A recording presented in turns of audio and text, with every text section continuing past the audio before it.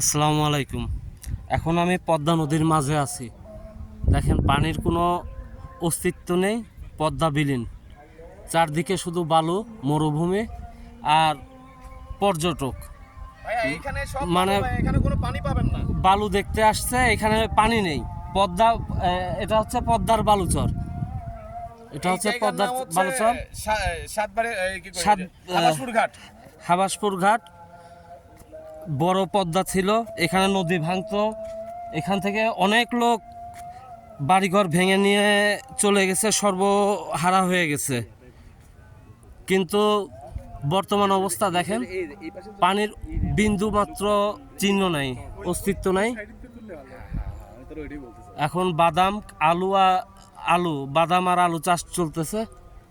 আমরা আসলাম যে দেখি কোথাও কিঞ্চিত পরিমাণ পানি দেখা যায় কিনা। যতদূর চোখ যায় শুধু ধুধু বালুচর। আসসালামু আলাইকুম।